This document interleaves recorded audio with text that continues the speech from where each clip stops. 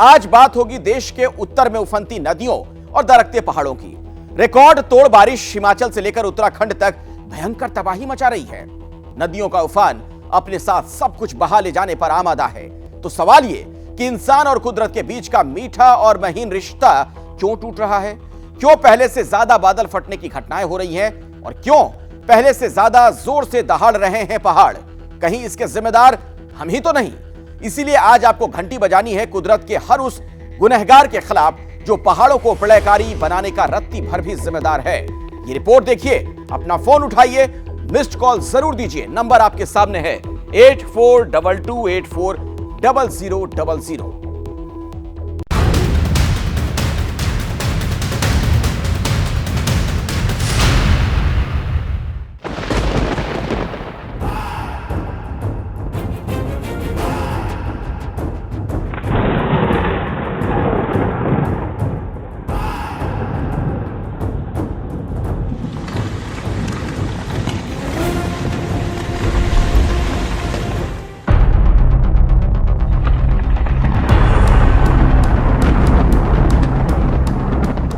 ऐसा सैलाब, ऐसा हाहाकार पहली बार है।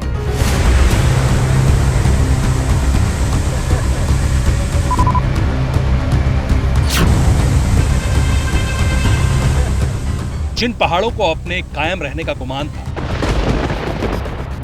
वो भरभरा कर दरक गए।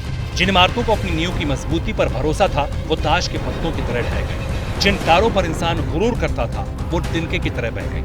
ऐसा सैलाब आया, खेत खलिहान, मकान, दुकान, सामान सब बहा ले।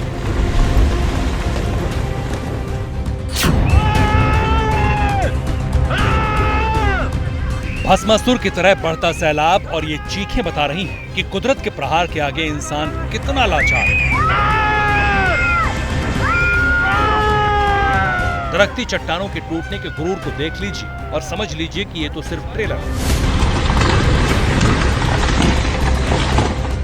तबाही आएगी, फिर आएगी, बार बार आएगी, हर बार आएगी और ऐसे ही सब कुछ बहा ले जाएगी। क्यों ले जाएगी बताएंगे, लेकिन पहले कुदरत के कहर की इन तस्वीरों को देखिए।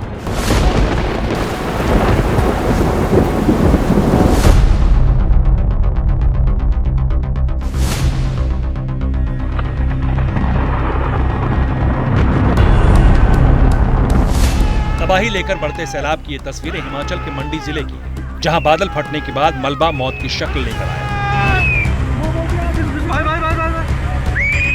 पेड़, पत्थर, मकान, गाड़ियां, मलबे की जद में जो आया सब बह गया।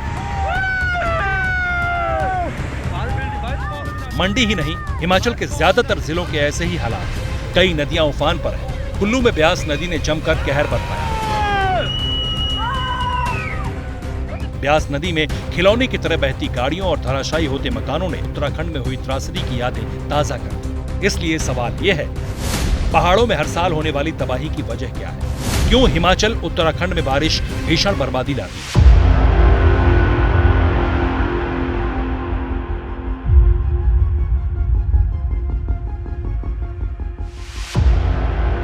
क्यों हर साल दरकते पहाड़ों और टूटते आशियानों की एक जैसी तस्वीरें सामने आती हैं?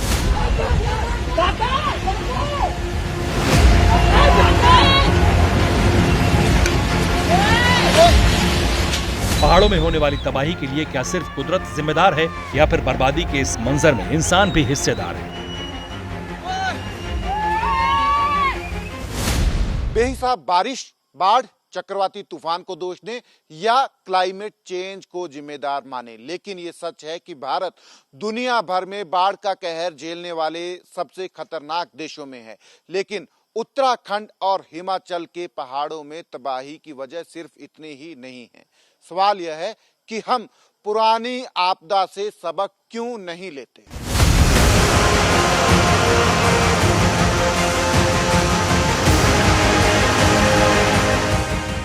सबक लेते तो ये हालात ना होते। मंडी से शिमला और उत्तरकाशी से सिरमौर तक एक जैसी तबाही ना होती। खासतौर से हिमालय बेल्ट में तबाही की बड़ी वजह ऐसे समझिए।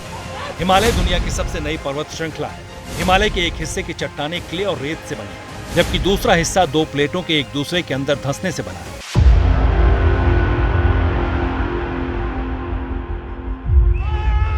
हिमालय में कई फॉल्ट लाइन है। हर फॉल्ट लाइन की सतह के पहाड़ या चट्टानें एक दूसरे से अलग हैं। ये बातें जानकारों और सरकारों को भी पता है। हिमालय एक यंग माउंटेन चेन है। इनफैक्ट इसको विश्व में सबसे यंगेस्ट माउंटेन चेन माना जाता है और ये जो है बहुत फ्रेजाइल भी है। तो इसके इकोसिस्टम में, इसके जंगलों में कहीं भी कोई डिस्टर्बेंस होता है तो उसका इम्पैक्ट जो है वो तुरंत और विपदाओं के रूप में दिखाई देता है। बावजूद इसके विकास के नाम पर पिछले कुछ साल के दौरान हिमाचल से लेकर उत्तराखंड के पहाड़ों का कैसे कत्लेआम होता रहा है, इस तस्वीर से समझा जा सकता है। ये तस्वीरें मनाली की बताई जा रही हैं और जो होटल जमींदोज हुआ वो ठीक नदी के किनारे बना था। नदी में पानी बढ़ा तो अपने साथ 4 मंजिला होटल को भी बहा ले गया। मनाली ही नहीं, हिमाचल से लेकर उत्तराखंड तक ऐसे कई होटल और इमारतें मिल जाएंगी जहां इंसान ने नदियों का रास्ता रोककर ठिकाने बनाए। जो इतने भी बड़े प्रोजेक्ट्स होते हैं वो बिना प्लानिंग के नहीं होते। उसमें प्रॉपर फिजिबिलिटी स्टडी की जाती है और इसमें ये देखा जाता है कि इस तरह के स्ट्रक्चर यहाँ के लिए स्टेबल होगा या नहीं होगा। इस तरफ जहाँ पर छोटे लेवल पे कंस्ट्रक्शन हो रहा है परंतु वह काफ़ी स्पोरेडिक है और चारों तरफ फैला हुआ है। तो मुझे लगता है कि जो छोटे मकान जो कि बिना प्लानिंग के बनते हैं परंतु लार्ज स्केल पे बन रहे हैं, उनके कारण हिमालय में तबाही हो रही है। पहाड़ों पर जिस तरह टूरिज्म और तीर्थ के बहाने अवैध निर्माण हो रहे हैं, वो भी ऐसे हालात के लिए जिम्मेदार है। पिछले 2 दशक के दौरान टूरिज्म सेक्टर का तेजी से विस्तार हुआ और पहाड़ों पर बोझ बढ़ता है। टूरिस्ट की बढ़ती संख्या के साथ बेतरतीब होटल बनते गए, इनमें बहुतेरे अवैध निर्माण भी हुए। पर्वतीय भागों में इस तबाही के पीछे में जो मुख्य कारण है वह है कि यहाँ के जो लोग पर्वतीय भागों में आते हैं उन्हें पर्वतीय भागों के संवेदनशीलता के बारे में कोई जानकारी नहीं होती है, तो वो उसी रूप में व्यवहार करते हैं जैसे वह मैदानी भागों में करते हैं। लापरवाह सिस्टम और सरकारों की अनदेखी से पहाड़ों का स्वरूप कैसे बिगड़ रहा है, इसे चंद साल के दौरान आई तबाही से समझा जा सकता है। ठीक 10 साल पहले की केदारनाथ त्रासदी को कैसे भूला जा सकता है, जिसमें 4000 से ज्यादा लोग मारे गए। 2019 में उत्तराखंड के चमोली जिले में घाट इलाके में आए सैलाब में कई मकान ढह गए, 6 लोग मारे गए।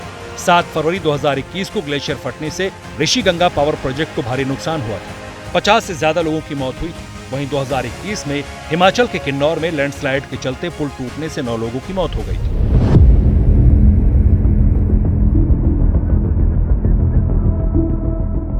ये तो बानगी है, पूरे देश में बाढ़ से तबाही के एक जैसे हालात हैं। आंकड़ों पर गौर करें तो साल 1952 से 2018 के 65 सालों में देश में बाढ़ से 1 लाख से अधिक लोगों की जान जा चुकी है। 8 करोड़ से ज्यादा मकानों को नुकसान पहुंचा, जबकि देश की इकोनॉमी को 4.69 ट्रिलियन से ज्यादा का नुकसान हुआ है।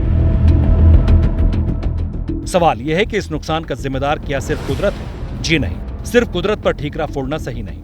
प्राकृतिक संपदा और नदी नालों का व्यावसायिक फायदे के लिए इस्तेमाल, पहाड़ी इलाकों में लगने वाले हाइड्रो प्रोजेक्ट्स, जंगलों को काटकर पहाड़ों में हो रही अर्बनाइजेशन और अवैध खनन, दुर्गम वादियों में बेलगाम टूरिज्म एक्टिविटीज, जो मनाली इन दिनों कुदरत के कहर से कराह रहा है। 2 महीने पहले उसी मनाली में बेतहाशा भीड़ थी। जाम के हालात दिल्ली गुड़गांव से भी बदतर थे। उसी मनाली में इन दिनों हाहाकार है। इसलिए बर्बादी के इस मंजर को देख लीजिए, पहाड़ों पर बढ़ती बेतहाशा भीड़ पर ब्रेक लगाइए, क्योंकि जो हालात हैं उससे साफ है अगले मोड़ पर प्रलय इंतजार कर रहा है। जैसे ही घड़ी का काटा दोपहर 2:30 पे आए, बबीता जी का दिल सास बहू साजिश के लिए मचल जाए। और ये है इनकी बहू, पूरे दिन ऑफिस की टेंशन हो जाए गॉन जब ये करें अपना फेवरेट शो फ्री टाइम पे ऑन। इनकी तरह आप भी देखिए अपना फेवरेट शो अपने टाइम पर और डाउनलोड कीजिए एबीपी लाइव ऐप अपने स्मार्ट टीवी पर।